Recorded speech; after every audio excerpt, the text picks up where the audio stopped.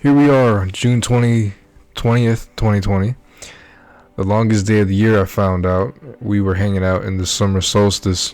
It's pretty significant, huh? Because the night before, I had thought about my two friends here. And it's crazy, just good positive thoughts. I haven't seen them in 2 years just to hang out. Here we are the next day. It's gotten to the point where I'm attracting the things that my heart truly desires. Not what my mind desires, not what I think I want. It's what I know what I want.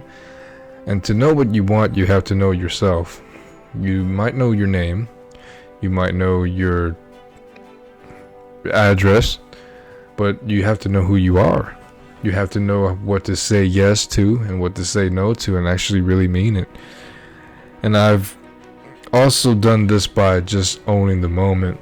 You know, too many people get caught up with focusing on the future that hasn't happened or stuck on the past that they can't change.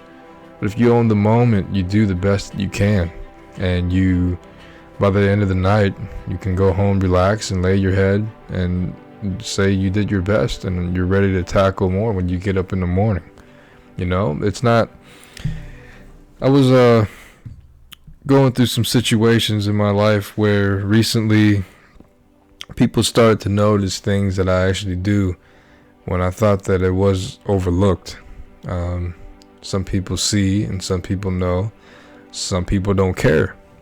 And those are the people that I don't want to associate myself with. And my friends here appreciated me for who I was and am, just like I appreciate them for who they are. And everything worthwhile is most of the times natural, you know.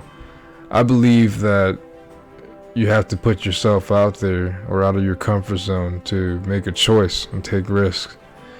And sometimes you don't. Sometimes you just have to be in peace, and sometimes things come to you, you know what I mean? But you have to at least shine some light on the plants. One day, the other day it might rain, and automatically that's nature running its course. You don't have to water that plant, and the sun comes out regardless if we wanted to or not. So I was having one kid at my job talk to me and say, "Hey, you're our last hope, man." I don't know why he was saying these things. He seemed to be a very intuitive kid.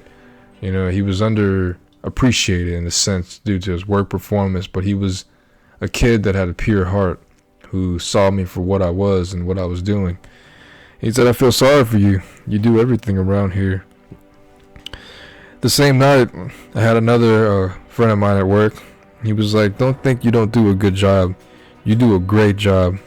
Sometimes I don't know how you handle what you go through." I had another friend at my job a couple days ago. He said, "Whatever you went through in the past, at least it made you a good person."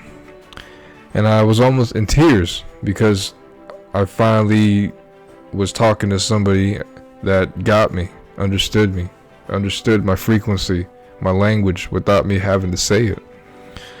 And just the message that I've received from people at my job is for me to inspire others out there in this world.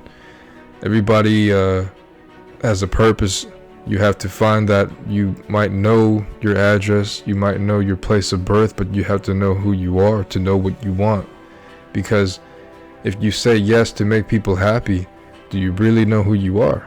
Because if you know who you are, that yes to something that doesn't feed your soul should be a no. And you have to be okay with it. A lot of our pain is outside sources, like a sticky note to our bodies. And we have to be careful what we absorb that doesn't belong to us. The only way to really know that is when you're by yourself. The conversations that you have with yourself is the most important conversation you'll ever have. Another thing is to be around people that are heart-centered living. They do things from their heart. They don't do things to make themselves look good.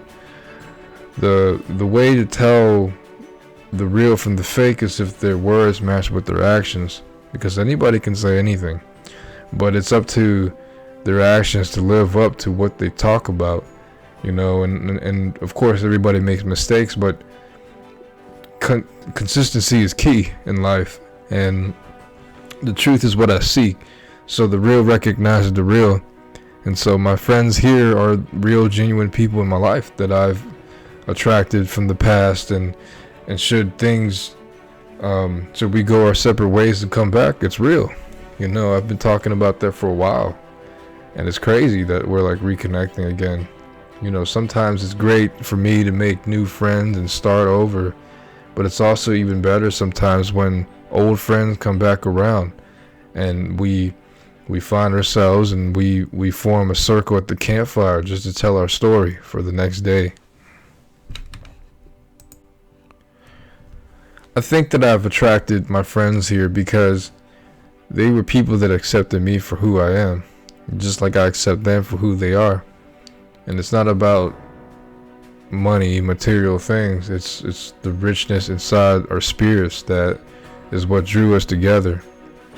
And if one can process that, if you're searching for a genuine connection where you appreciate the person's time and energy, anything that's natural is always a beautiful thing between people. You know, nothing forced ever really worked out for me in my life. And people just stepped up recently and just said, hey, I want to be in your life, and I want to have a good time with you. You know what I mean? It wasn't about what I had. It was about my presence, just like their company. You'll start to realize that sometimes when you go through situations in life where you thought things were shiny, but it didn't glitter gold. You know what I mean? And then sometimes the bronze and the dark alleyways had some sort of beauty in it. You know, that dark alleyway could have some sort of peace and quiet sometimes, away from the club, away from all the loudness and the noise.